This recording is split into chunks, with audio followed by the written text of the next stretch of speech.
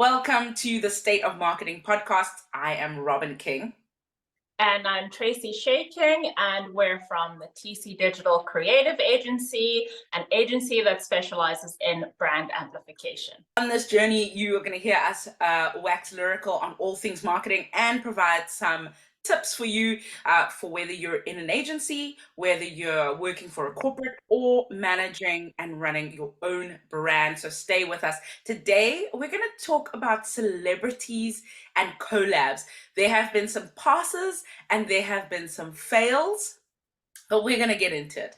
Tracy, what is your bugbear? The thing you wish people knew and celebrities knew about collabs? I think celebrities think that they can ride on their influence. And I've personally seen this with influencers as well. They think that their following or their name is going to carry this, whether it be a product or a service. They think that that is going to do the heavy lifting, when in fact, as we've seen time and time again, you actually have to have a good product. You actually have to have a good service. And that is my biggest gripe. I think it's very interesting because I think we all think that. We go, hey, and that's what we've been shown, that's what we've been taught, that's what we've been made to believe, that because I am Beyoncé, because I am Kanye West, because I am this influencer in my city, I can take a product and I can make it work because I see a Selena Gomez and it's rare beauty and it's popping off. And so that seems to be the formula. But you talked about heavy lifting. What is it that we're not seeing that's actually doing the heavy lifting instead of the name? Because the name does help. We can't get away from that. But what is it that's actually doing that heavy lifting? Yeah, I think Selena Gomez is a really good example. She's for a long time been number one on Instagram's most, followers list. She's fluctuated between number one and number two. I think Kylie Jenner at one point was number one on Instagram. Basically, what I mean by number one is that the person that has the most following within the celebrity community. So one would assume that naturally, her product would do well. It is doing really well. However, when I'm talking about heavy lifting, there's two components. There's heavy lifting with regards to creating a really good product. And from a branding perspective, let's back it up. So when you say a really good product, you mean something that actually works well, so that when I put it in store and I take Selena Gomez's name off it, or I take Beyonce's name off it, the actual product is still something that people would love. And that they can't necessarily get anywhere else. I think hero product, I think that's, causing Selena to have all this attention and causing the product to be so successful, I think, is when she first launched the liquid blush. I mean, yeah. Shout out to Rare Beauty. Shout out to Rare Beauty. That is something that we've only seen. I think I've personally only seen like liquid blush that being used in Korean makeup, which is kind of something only if you know. And she was basically the one that kind of brought that to market. So whether there was Selena Gomez's name on the product or not, and I'm personally not like a Selena fan. I've never listened to her music. But when I saw this product, I was like, okay, gotta get it. I haven't bought it yet, but I bought it for you for your birthday. Thank you. But I did go to Sephora and I did swatch it. And mind you, I'm in Germany, so Sephora is not as easily accessible. I actually have to it's quite a journey. It's like a 30-minute journey. So I'm taking time out of my schedule to go and try this product because it doesn't exist. I think same thing when Rihanna launched Fenty, that range of colors in foundation and high-end foundation specifically, it didn't Rihanna or not, Mm. I need this as a woman of color. And Mm. even I've heard paler skin Caucasian women say to me that they couldn't find their match. Also, women that look like you and I, but Mm. medium on the yellowish skin tone. Mm. It's so difficult for us to find a match. And Mm. I think Fenty really kind of like allowed us to find really good foundations, if not at least just test it and have hope that, Yeah, that comes someone, catering to the market.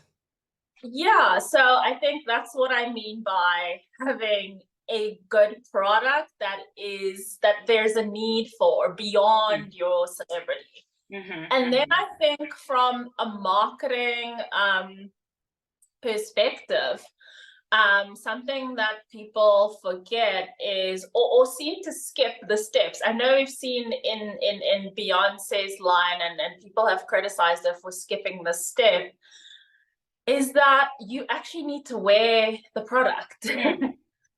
and promote the product. Selena Mm. Gomez recently had a feud with Hailey Bieber and Kylie Jenner, and I'm not going to go into that. But because of that, she decided to take a mental break. However, there was product to be launched. She just launched a lip oil, Mm. and she had to take, a break from her hiatus of social media to promote this lip oil. And these are the things, when I say heavy lifting, you have to actually promote the product as a celebrity, as the influencer. You have to wear it. I think, like I mentioned with Beyonce, we've hardly ever seen her in actual Ivy Park. So, Well, what you mean by that, okay, is Ivy Park outside of the big campaign. When you yeah, say actually wearing the product, you mean a street photography shot. You mean the pap have caught her a at the staged gym, paparazzi shot, which, something like that. Which leads us to the third part in the formula, which is believability. And that's before you've made the product. Do we know you as a beauty girl? Do we know you as a fashion girl? Do we know you as a sneakerhead? Do we know you as someone who loves perfume? And obviously, where we would see that is on your Instagram, on your social media. We'd see it in terms of those staged paparazzi shots or the bad ones, the accidental paparazzi shots. We'd see that in so we know, for example, that Jessica Alba is into tech because before launching Honest Beauty, she was in that community, the beauty community, the tech community, the startup community. She was in that community, and so believability is that third thing. Would you agree? Yeah, and I think just to add to Jessica Alba, she was a mother. Honest Beauty Yeah. started also from her just being a mom. And But showing us I that she's hate a to, mom. yeah, exactly. Like, I hate to bring up Beyonce again, but we don't see her show that she's, in the gym 24/7. Mm. Jessica Alba, actually, we've seen her kids grow, whether that be on the cover of People magazine, whether that, be on social media, on Instagram. We've seen her mothering. So when she's releasing a product that is safe for kids and safe for moms, we believe her. Mm. So I think let's take that three-prong formula and stress test it a little bit, because I think it can sound like, we're just throwing names out there, and part of why we want to talk about this is that we want to almost bring back thinking into marketing. There is thought and intentionality in marketing. There is.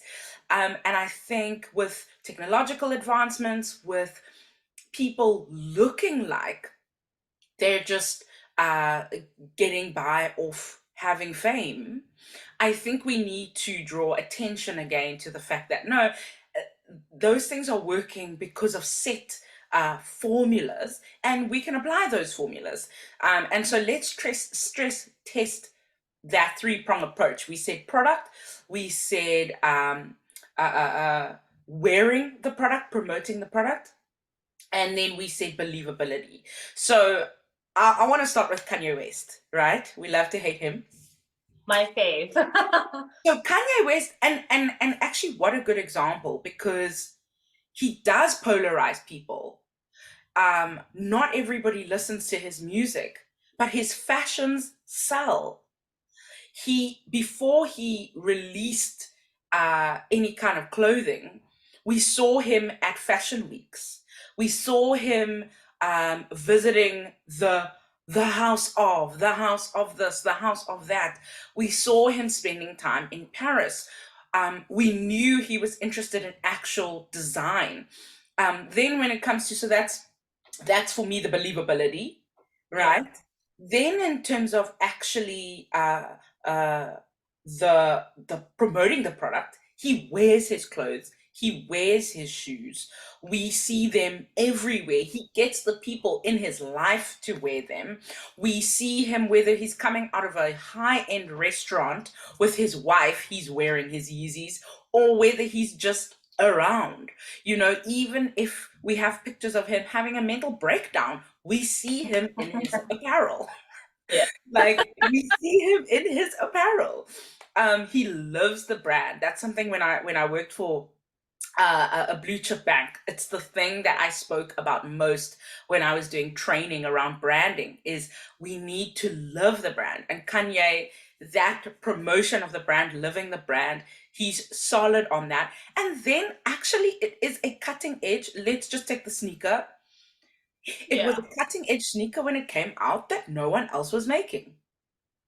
And so, even if I didn't listen to a single note of Kanye's music, or I absolutely hate rap, if I'm a fashion person, if I'm a sneakerhead, no matter what race, gender, ethnicity, whatever country I'm coming from, that is a cult product that I want in on.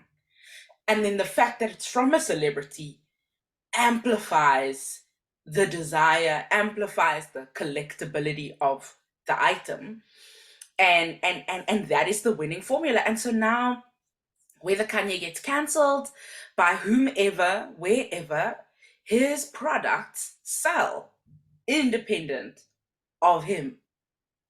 Yeah.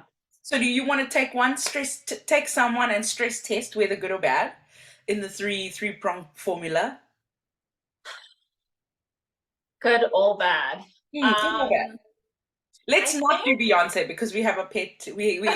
I think we've spoken privately at length. I guess what we should tell the viewers is that we're sisters, viewers or listeners. We are sisters, and we are both in the marketing PR space, and we talk about these things. So we're bringing you into the conversation, into our thinking. Of course, we also have the TC Digital Agency, and so we do this kind of thinking for our clients as well. And we have spoken at length about why Beyonce's product, according to the stress test, is not selling.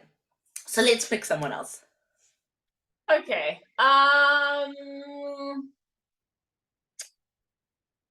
Okay, what about so I used to be really obsessed with Love Island. Okay. And I used to watch Love Island quite a bit before I actually moved to Germany. I think not the season that's on now, but the season prior, I was waking up at the weirdest hours just to watch Love Island. And there was one character that literally stole all of our hearts. Her name is Ekansu. She is just super feisty. She's from Turkey. She is a Turkish soap actress. And so she was very clever in that she knew. I feel like there's two people that do reality TV. Like, one person goes just for the fun of it, the other person knows that they can leverage the show and the attention from the show to spin off into a career, and they know that TV requires certain elements, and they need to bring certain elements to the table. So she came in hot, kind of being like the pot stirrer. The show is all about looking for love, but I remember her first line was, and the show is also about making friendships, and the first line was like, I'm not here for seasonal friends. And so obviously all the girls were like against her. And long story short, she ended up winning the show and she ended up finding love. But she made every episode so watchable because there would always be some sort of drama or something funny that she did, right? So she was super popular. She beat out Gemma Owen. Gemma Owen is the daughter of a famous footballer. So naturally, you know, before Ekin-Su came on, Gemma was kind of like the front runner in terms of people's favorites, and that's the person who we assumed would win because she is technically a nepo baby or a, you know, pseudo celebrity. But Ekin-Su won. She's the fan favorite. I mean, they won by a huge stretch.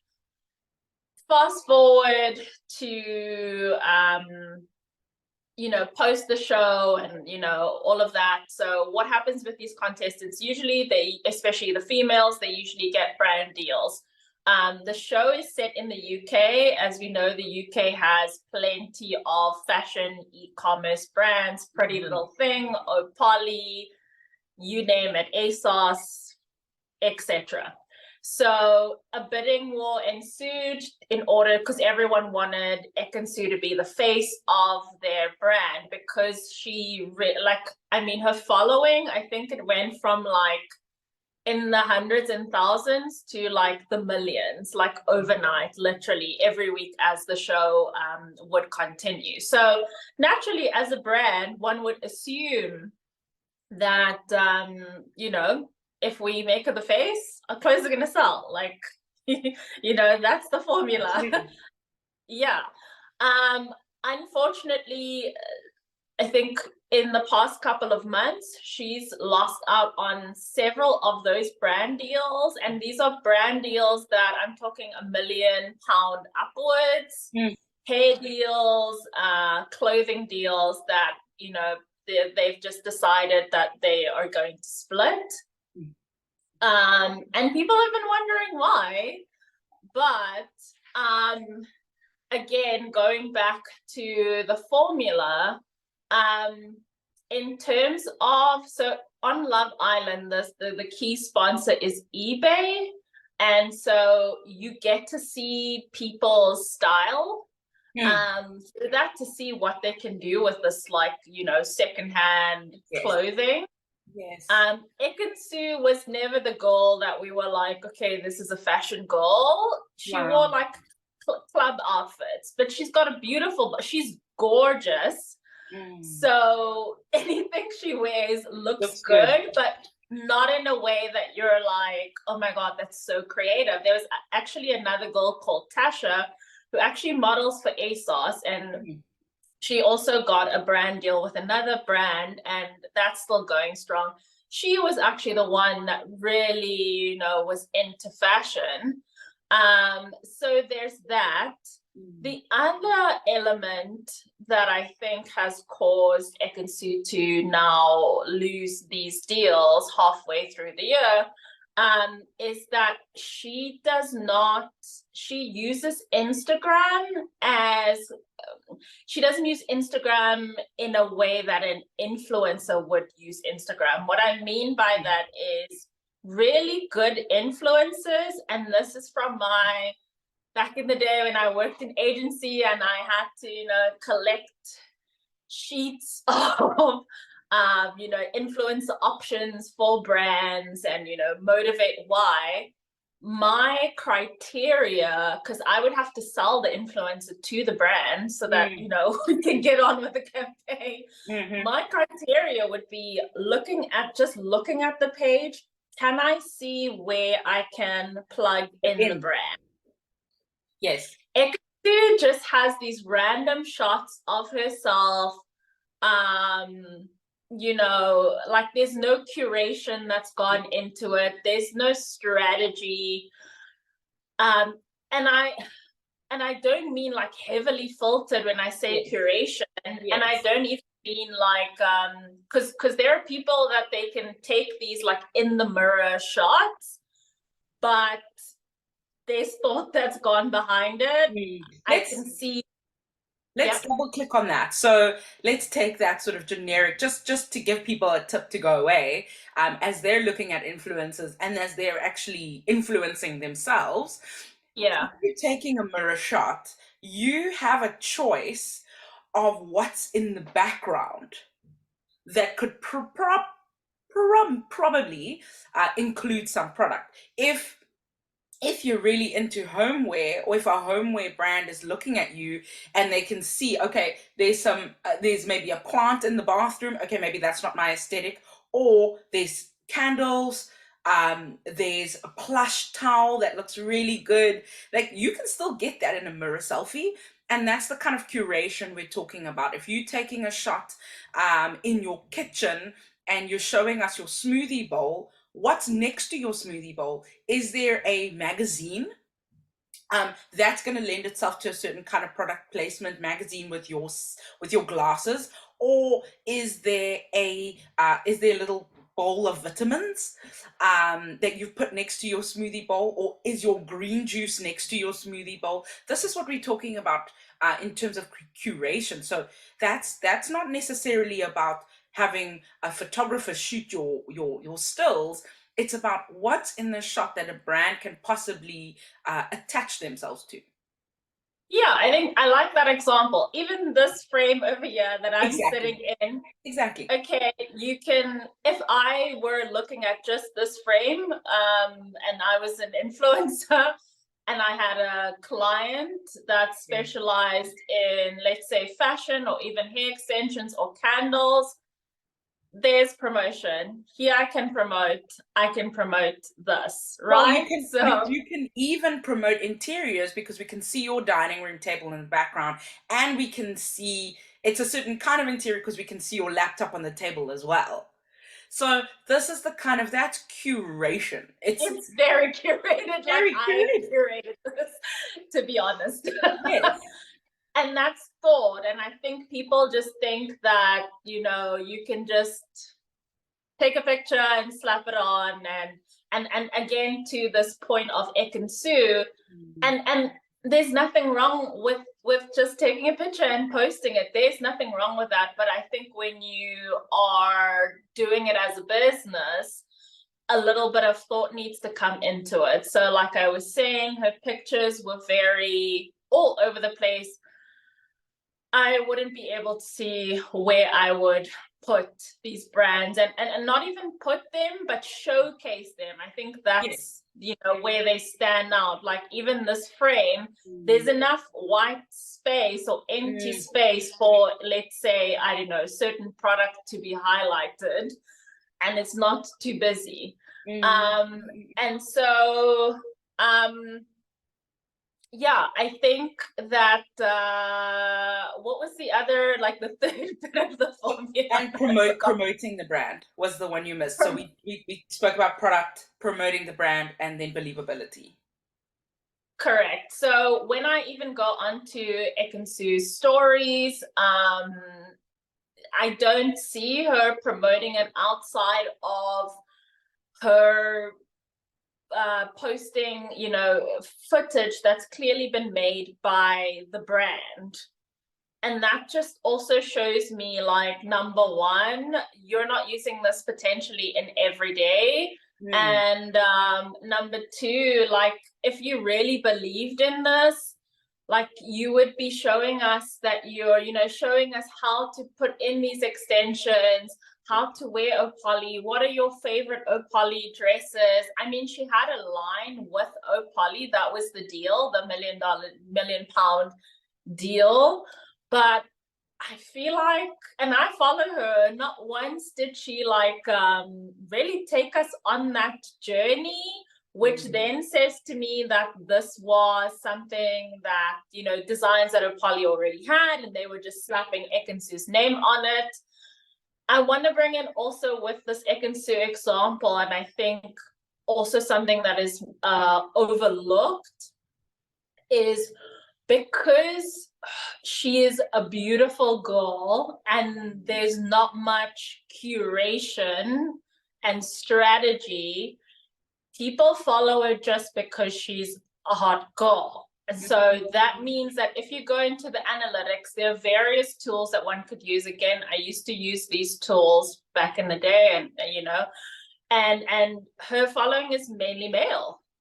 So Opoly is, they've got these cute little dresses and things. It's very, very girly. So them just having gone onto a tool like Meltwater to see whether this is going to be a fit or not from a technical standpoint. Excuse her being a celebrity. That's negligence on their part. Yeah, and I think these are things that I have seen people overlook. You can even see whether people have fake followers or not, how many followers. That's also something that came up with regards to Ekansu, is that the percentage of bots was very high, which leads me to believe that maybe in the beginning, or before, prior to going onto Love Island, she might have just kind of like boosted that following, but I mean the following grew anyway, but it does affect the engagement for a brand, because a brand is obviously paying for what the following is now. So yeah, very good. It breaks my heart because I love her to bits, but yeah, it's about 2 brands in a row that have lost money because they thought that it's just as easy as her being a celebrity and her being loved that's going to carry these products. Absolutely. And we go back to Beyonce, even if you're as loved as Queen Bee, that doesn't mean your products are going to sell. I think we're going to wrap up this episode. Tracy, tell us how you want the people to get in touch with us, and then I will wrap up this episode. So if you want to work with us, whether it's a consultation, whether it's a complete rebrand, or whether it's just copywriting, or whether you want to stress test something and, figure out where you should be going, you can find us at the TC Digital Agency. And that's thetcdigitalagency.com. Amazing. thetcdigitalagency.com. Do connect with us, and we can have some good chats and thrash some things out so that you don't make the same mistakes that so many brands are making. Also, like and subscribe wherever you're watching or listening to this, so that you can know when the next episode is coming. In the future, we would love to even do some lives where we bring you on and we talk about your brand and we stress test it, and we see what gains we can get for you in terms of just the strategy and this thinking. But we will see you again. Thank you so much. I want you to remember the formula: product. Is the product good? Are you promoting the product well? And is it believable? If we look at the rest of how your brand operates, is what you're trying to sell and who you are actually believable in relation to the products? This is the state of marketing. We will see you next time.